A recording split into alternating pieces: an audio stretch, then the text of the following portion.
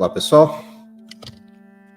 Vamos ao nosso estudo dessa noite. O nosso foco no capítulo 10 de Apocalipse, continuando a história, o percurso que vemos fazendo da história do Apocalipse. Em particular, o capítulo 10, continuando a história que vínhamos estudando, que é a história das trombetas. O capítulo 10 entra como um hiato nessa história, uma parada no contexto da história, para um olhar específico, para uma atenção específica, para um tema. E esse vai ser o nosso objeto de estudo, nossa discussão para essa noite.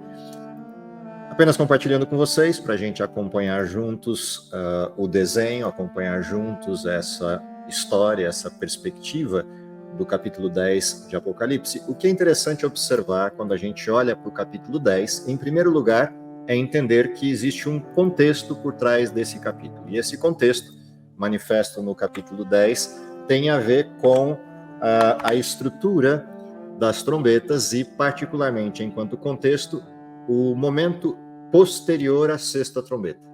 Se a gente voltar lá no capítulo 8 e 9, olhando a sequência das trombetas, olhando a sequência histórica dos temas trabalhados nas trombetas. Então, só relembrando, a gente começou com a história da queda do Império Romano, as 4 primeiras trombetas, depois fomos para as 3 últimas, que são retratadas no capítulo 9 como 3 ais, 3 grandes calamidades, 3 grandes juízos de Deus que recaem sobre a terra. A quinta e sexta trombetas, ligadas à ascensão do modelo islâmico e Império Turco-Otomano, todo aquele contexto oriental de olhar para os juízos de Deus. Quando a gente termina a sexta trombeta, a gente está em paralelo terminando aquilo que é o período medieval. Embora o nosso foco na visão das trombetas esteja na parte oriental, ou seja, estamos olhando para o lugar onde ascende o Islã, ascende o Império Turco, o Império Otomano, estamos olhando para aquela região do mundo, mas em paralelo a esse olhar está acontecendo na região ocidental do mundo a ascensão e domínio do modelo absolutista cristão.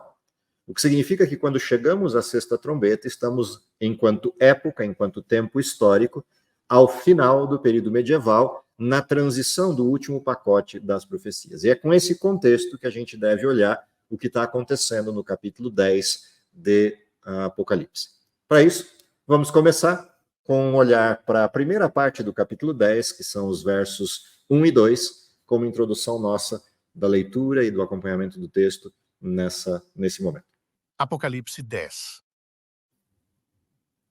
O anjo e o pequeno livro. Então vi outro anjo poderoso que descia dos céus. Ele estava envolto em uma nuvem, e havia um arco-íris acima da sua cabeça. A sua face era como o sol, e as suas pernas como colunas de fogo. O que é interessante de observar nessa cena do capítulo 10, na introdução do capítulo 10. Há alguns destaques para a gente pontuar nessa descrição. Primeiro elemento importante dessa descrição é a percepção desse anjo forte. Essa expressão anjo forte é uma expressão recorrente na Bíblia, mas não só na Bíblia no sentido geral, mas recorrente no livro de Apocalipse. E o interessante dessa expressão anjo forte é que na maior parte das vezes em que a gente encontra essa expressão, ela está ligada a alguém da divindade. Normalmente, ou ao Cristo, ou ao Espírito Santo, nas suas referências de apresentação. Se vocês lembrarem, lá no capítulo 4 e 5 do livro de Apocalipse, quando a gente estudou, aparece essa expressão anjo forte na figura do Espírito Santo, proclamando ao universo inteiro uma pergunta: quem é digno de abrir o livro e desatar os seus selos? E a resposta: não foi achado ninguém digno, nem no céu, nem na terra, nem embaixo da terra, que fosse digno de abrir o livro ou desatar seus selos. Aqui a expressão anjo forte aparece outra vez. E nessa descrição, esse anjo forte tem algumas características. A primeira delas, o rosto dele é como o sol. Sobre a sua cabeça tem um arco-íris.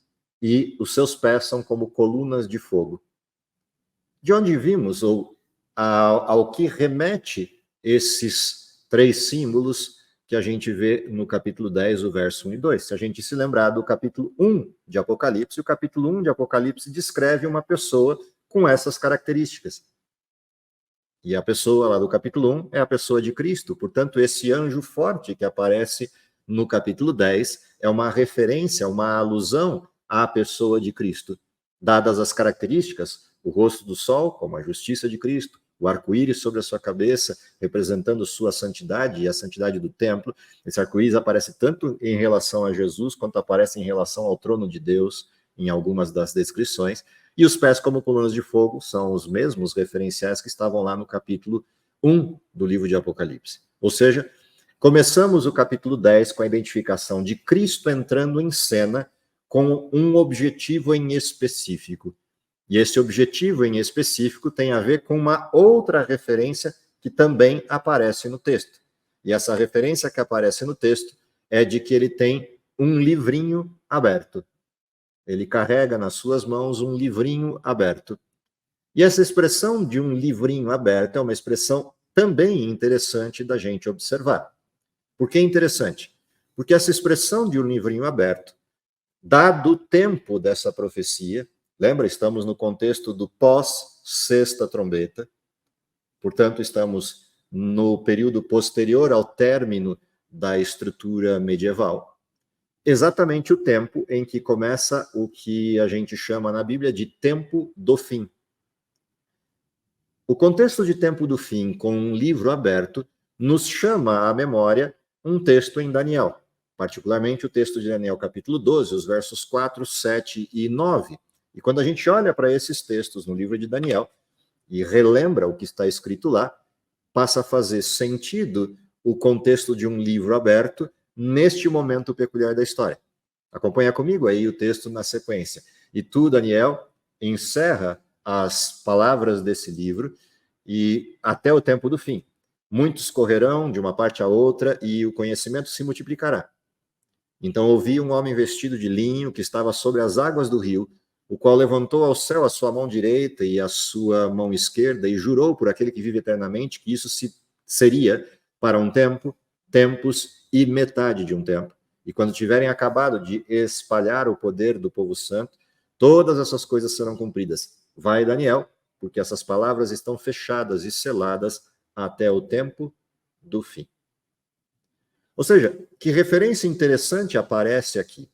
Aparece uma referência temporal, nominada nesse texto de Daniel de tempo do fim, e essa referência temporal, aqui expressa com 3 referências, um tempo, 2 tempos, metade de um tempo, remete a uma profecia que é o período de domínio daquele poder que se levantaria contra Deus e contra a sua verdade. Período esse reconhecido na história como período medieval. Essa profecia está dentro de uma outra profecia mais ampla, que é a profecia do capítulo 8, que descreve as 2.300 tardes e manhãs, ou 2.300 anos de domínio daquilo que era contra Deus até que chegasse o momento da purificação do santuário. Portanto, quando olhamos para essa expressão, Daniel, fecha o livro, e esse livro ficará assim, fechado, até o tempo do fim. Em contraste com o capítulo 10, que apresenta para a gente um livro aberto, nas mãos daquele que é descrito como anjo forte no texto de Apocalipse 10, nos remete, então, a uma conexão bastante interessante dessa história. Nesse momento particular da história, o livro se abre. Ou seja, quando chegamos ao tempo do fim, o livro que estava fechado se abriu. Em abrindo-se o livro, no caso específico da profecia, o livro de Daniel, uma mensagem começa a ser compartilhada ao mundo que tem a ver com as profecias presentes neste livro. E o conhecimento a respeito dessas profecias se amplia ao redor do mundo e produz um efeito, produz um resultado, esta abertura e essa ampliação de pregação desta mensagem em particular. Vamos ver como é que o capítulo 10 continua essa abordagem a partir do verso 3 e do verso 4, para a gente entender o que esse livro aberto e esse momento particular da história tem de conexão neste texto do capítulo 10. Ele segurava um pequeno livro que estava aberto na sua mão. Colocou o pé direito sobre o mar e o pé esquerdo sobre a terra e deu um alto brado, como o rugido de um leão. Quando ele bradou, os 7 trovões falaram. Logo que os 7 trovões falaram, eu estava prestes a escrever. Mas ouvi uma voz dos céus que disse: Cele o que disseram os 7 trovões, mas não o escreva. O que é interessante nessa próxima parte do texto? Se a gente observa o livro aberto implica uma sequência na história. E essa sequência na história tem a ver com um leão e um brado. Esse leão que brada de forma bastante assustadora pela descrição, desperta trovões que atuam no céu. E esses trovões emitem uma mensagem. Quando João vai escrever a mensagem que ele ouviu dos trovões, ele recebe uma ordem: não escreva. Sela isso, não apresente essa mensagem. Isso deve ficar guardado. E é interessante porque isso se conecta também com o que aconteceu com Daniel no seu tempo. Para o tempo de Daniel, ele tinha uma mensagem profética que deveria continuar guardada, velada, selada, até que chegasse o tempo do fim. A mensagem se abriu, e quando a mensagem se abriu, as pessoas reconheceram a mensagem, aceitaram a mensagem, mas essa mensagem provocou uma outra abordagem, que é esse leão e esses trovões, que emitem uma mensagem que não deve ser revelada. Ou seja, descobrimos uma mensagem no tempo do fim e recebemos outra, enquanto contexto, que não nos foi revelada.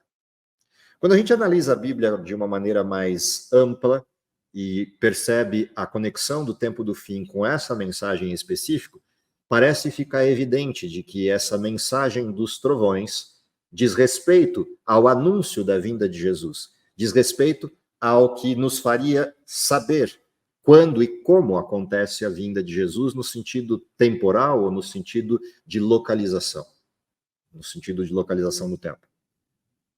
O que significa que essa mensagem, de fato, não deveria ser revelada, deveria permanecer velada, permanecer guardada, porque o dia e a hora da vinda de Cristo não nos competem enquanto revelação. Seja qual for a aplicação exata desse texto, o fato é que ele apresenta aqui uma nova mensagem que ficará restrita. Porém, toda a outra mensagem, ou seja, tudo aquilo que estava no livro de Daniel, agora está aberto, disponível para ser conhecido, para ser estudado, para ser reconhecido dentro do contexto da mensagem do tempo do fim.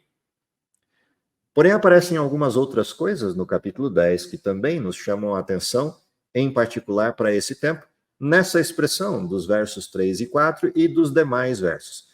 Na continuidade, os versos 5, 6 e 7 de Apocalipse 10 vão trazer um outro texto de conexão importante com o livro de Daniel, completando essa figura do leão que bradou, essa figura dos trovões que clamaram e essa figura do anjo forte que aparece em cena, estendendo as suas mãos e apresentando um livro aberto e também fazendo uma evocação a Deus. Vamos ao capítulo 10, os versos 5 a 7, e ver como continua essa história. Então o anjo que eu tinha visto em pé sobre o mar e sobre a terra levantou a mão direita para o céu e jurou por aquele que vive pelos séculos dos séculos, que criou os céus e tudo o que neles há, a terra e tudo o que nela há, e o mar e tudo o que nele há, dizendo: não haverá mais demora. No entanto, nos dias em que o 7º anjo estiver para tocar sua trombeta, também se cumprirá o mistério de Deus, como ele o anunciou aos seus servos, os profetas. O que há de interessante nessa alusão dos do capítulo 10, os versos 5 a 7, que nos faz lembrar de algo que estava em Daniel. Percebe que nós retomamos a visão do anjo, ou seja, retornamos ao ponto de partida do capítulo 10. O anjo que havia bradado como leão, a mensagem que evocou os trovões, com uma nova mensagem que deveria ficar velada. Agora, nós retornamos ao anjo forte, e esse retorno nos traz uma descrição, tanto da atuação, quanto da fala, quanto das características desse personagem.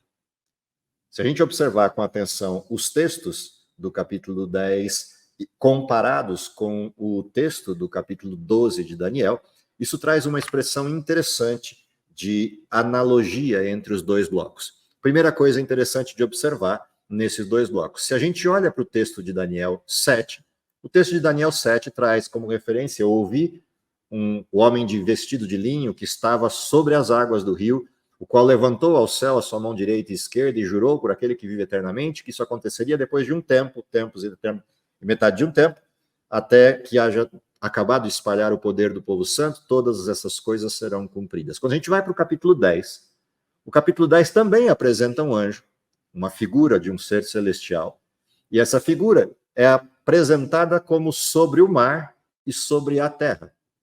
Algo que evoca a figura que estava no capítulo 12 de Daniel, que lá em específico estava sobre o rio Ulai. Essa figura que aparece aqui no capítulo 10 levanta a mão direita ao céu e jura por aquele que vive eternamente, do mesmo jeito que aquele que estava no capítulo 12 de Daniel.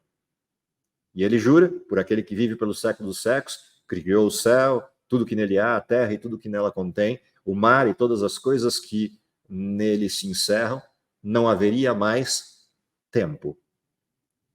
O que é interessante nessa expressão? Primeiro, a conexão dos dois personagens. O personagem que está sobre o rio Ulai e o personagem que está aqui com um pé sobre o mar e um pé sobre a terra parecem ser os mesmos. A segunda coisa que chama atenção é que a atitude deles é a mesma. Levantam sua mão aos céus e juram por aquele que vive eternamente. O contexto desse juramento apresenta duas coisas também conectadas. O primeiro dizia que tudo deveria ocorrer até que se passasse um tempo, tempos e metade de um tempo. No capítulo 10, aquele que jura em nome de Deus, aquele que jura por aquele que vive eternamente, diz: não haverá mais tempo. Portanto, há conexões importantes aqui. A primeira delas, a pessoa. A segunda delas, a atitude. A terceira delas, o tempo. Quando a gente observa essa expressão, não haverá mais tempo, também no livro de Daniel a gente acaba se lembrando do fato de que a última profecia de tempo no livro de Daniel está conectada a essa. Os capítulos 7 e 8 de Daniel têm uma conexão íntima na relação da descrição temporal. O capítulo 8 apresenta um tempo grande de profecia, que vai desde 457 a.C. até 1844. E dentro dessa profecia, uma profecia de menor tempo, que é a profecia dos 1260 anos, descrita no capítulo 7. Quando no capítulo 10 a gente encontra essa expressão, não haverá mais tempo, e volta a Daniel para fazer essa conexão, o que a gente percebe? A última profecia de tempo existente na Bíblia concluiu-se logo depois do término do período medieval. O capítulo 10 aparece logo depois desta conclusão, logo depois da sexta trombeta. O que significa que, quando o texto expressa para a gente não haverá mais tempo, de fato, não há mais nenhum tempo profético previsto na Bíblia até que a redenção se manifeste. A última profecia de tempo terminou. Portanto, o capítulo 10 tem a ver com este momento em particular da história. O momento em que a última profecia de tempo termina e o momento em que o anjo forte pode alçar suas mãos ao céu e jurar por aquele que vive eternamente, não haverá mais tempo. O tempo profético se encerrou. Daqui para frente, os eventos que correrão não dependem mais de profecias ligadas a tempo, não dependem mais de uma cronologia ligada estritamente ao desenho de tempo. O cumprimento da promessa final, o cumprimento da redenção, depende agora de outros fatores que não o tempo. Já não está mais vinculado a um desenho profético de tempo. E isso é interessante de observar no capítulo 10. Dado esse contexto, o capítulo 10 vai continuar a partir do verso 9 e do verso 10 para aquilo que é de fato a mensagem central do capítulo 10. Tudo que a gente viu até aqui, até o verso 8, tem a ver com o contexto, para a gente se localizar no tempo. Todos esses elementos nos permitiram saber quem está falando, com que textos estamos conectados, o que está dizendo e em que tempo específico da história localiza-se isso que o texto está dizendo. Com uma referência ainda a mais, que é o fato de que esse texto fez alusão a algo que a gente encontra lá no capítulo 14 de Apocalipse, que é essa expressão do Deus como criador. Ou seja, além de estar conectado com um desenho de tempo, essa profecia dizendo que o tempo acabou, ela também nos vincula ao momento específico em que esse tempo acaba, que é o que está descrito no capítulo 14 e mesmo no 12 de Apocalipse. Quando lá no capítulo 14 a gente também tem uma apresentação curiosa sobre essa referência, que é o fato de que aqueles que vivem nesse tempo são convidados a prestar atenção, em primeiro lugar, ao fato de que o juízo chegou. Em segundo lugar, que a adoração a Deus é o ponto central de discussão e de problema neste tempo. E por isso a primeira das mensagens angélicas traz essa referência. Temei a Deus, dai-lhe glória. Vinda é a hora do seu juízo. Adorai aquele que fez o céu, a terra, o mar e a fonte das águas. Exatamente a mesma referência que a gente encontra neste que jura eternamente. Jura eternamente para aquele que fez todas as coisas. Criou o céu, a terra e o mar. E a este, a quem é feito o juramento, é dito, não haverá mais tempo. Posto assim, vamos ao verso 9 e 10 para ver a essência desse capítulo, agora que a gente sabe o momento da história que nós estamos observando. Então a voz que eu tinha ouvido dos céus falou comigo novamente, dizendo: Vá, pegue o livro aberto que está na mão do anjo que se encontra em pé sobre o mar e sobre a terra. Assim fui até o anjo e lhe pedi que me desse o pequeno livro. Ele me disse: Pegue-o e coma-o. Ele será amargo no seu estômago, mas na sua boca será doce como o mel. Peguei o pequeno livro da mão do anjo e o comi. Na minha boca, ele me pareceu doce como o mel, mas ao comê-lo, o meu estômago ficou amargo. Então me foi dito: é preciso que você profetize de novo acerca de muitos povos, nações, línguas e reis. Como conclui a história do capítulo 10? A história do capítulo 10 conclui, no primeiro bloco, os versos 9 e 10, com uma instrução, uma ordem, um pedido. Vá e pegue o livro, coma o livro. Se a gente se lembrar, a conexão inicial nos levou ao fato de que o livro em questão, o livro aberto em questão, é o livro de Daniel, que permaneceu selado, fechado até o início do tempo do fim. Com a abertura do livro, surge agora uma mensagem que é doce como o mel. Uma mensagem que leva as pessoas a uma esperança, a um nível de expectativa do desfecho da história que os conduz, obviamente, para esse desenho de felicidade, alegria, júbilo, semelhante ao doce como o mel. Porém, o texto adverte que, em seguida, essa mensagem produziria um outro efeito. Quando chegasse ao estômago, ela seria amarga, ela produziria amargor. Essa expressão contrastante entre esses dois elementos, ou seja, o doce e o amargo dessa história, essas duas referências que aparecem ali, nos remetem ao período específico dessa história. Se a gente se lembrar, na história do mundo cristão, quando vencemos o período medieval e a Bíblia se espalha, a liberdade de estudo agora está como algo estabelecido a partir de 1798 para frente. Um pouco mais à frente nessa história, com o espalhar das Bíblias pelo mundo inteiro em várias línguas, o acesso ao livro de Daniel se torna algo importante na propagação da mensagem bíblica. E alguns estudiosos do livro de Daniel começam a revisitar as profecias que até então estavam esquecidas. Um desses sujeitos é Guilherme Miller. E esse ícone do estudo do livro de Daniel, ele se dedica, se debruça sobre o livro e, em particular, lhe chama a atenção a profecia do capítulo 8, a purificação do santuário. Por uma questão contextual de época, pelas crenças que eles carregavam à época, a ideia de que a terra fosse o santuário a ser purificado os conduziu erroneamente à expectativa de que essa profecia implicava a vinda de Jesus e a destruição do mundo, o encerramento da história. E eles perderam de vista o fato de que o capítulo 7 anunciava que antes da vinda de Jesus era necessário que houvesse um juízo. E quando esse juízo terminasse, então Cristo viria e estabeleceria o seu reino. Portanto, quando o capítulo 8 apresentava o fato de que o santuário seria purificado, a purificação do santuário do capítulo 8 é exatamente o mesmo contexto do juízo apresentado no capítulo 7. Porém, Miller e os que com ele estudavam não perceberam isso. E conectaram a purificação do santuário e a profecia a vinda de Jesus, estabelecendo que Jesus voltaria em 22 de outubro de 1844. Isso não aconteceu e gerou, como consequência, o grande desapontamento deste período. E todos aqueles que estudavam a Bíblia com afinco, guardando essa esperança, tiveram literalmente o que a gente chamaria, na linguagem popular, um baita balde de água fria, e vários desistiram da fé.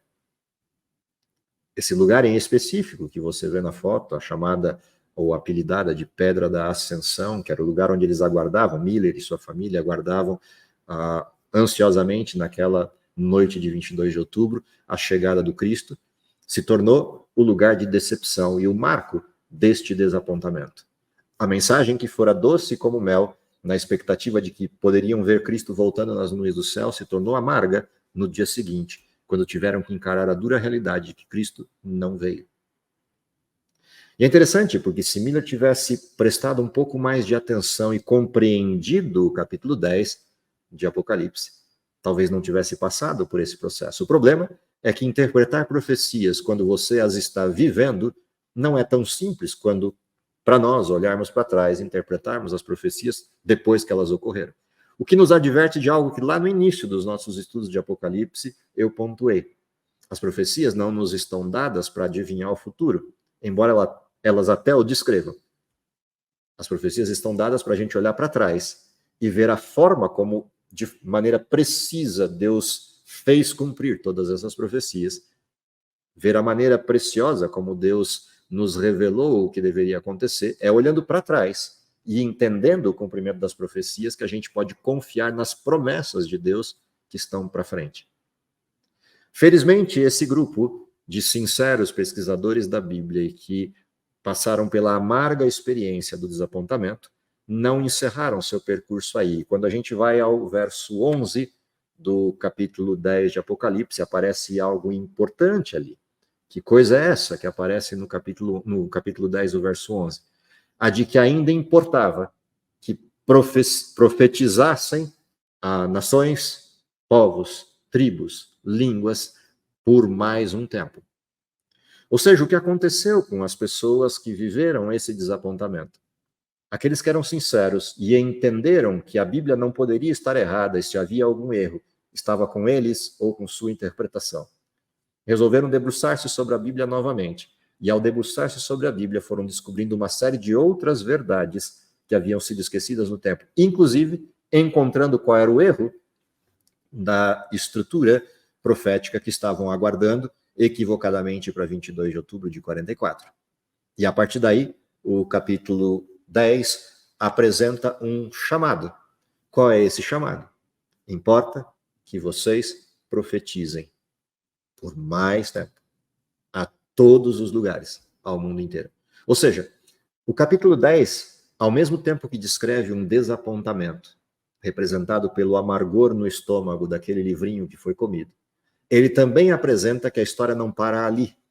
A história continua, e continua com uma esperança que se renova, e com uma missão que se estabelece a partir de. Ou seja, o grupo do desapontamento se torna o grupo do reavivamento. O grupo dos desapontados se torna o grupo dos atalaias da verdade, daqueles que anunciam ao mundo e apresentam ao mundo as verdades de Deus. E essa apresentação de uma mensagem que vai se espalhando, na linguagem de Ellen White, por exemplo, como folhas de outono, que vão se espalhando nas publicações e na forma de pregação da mensagem, e vão literalmente inundando o mundo até a vinda de Cristo, é o grande chamado do capítulo 10.